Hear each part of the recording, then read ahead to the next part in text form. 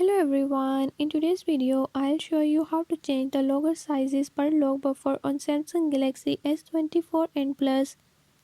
In this video I'm gonna share few tips how you can do it. If you found these tips helpful, press the subscribe button and hit bell icon. Make sure to watch the complete video and learn how you can do it. Let's watch the video.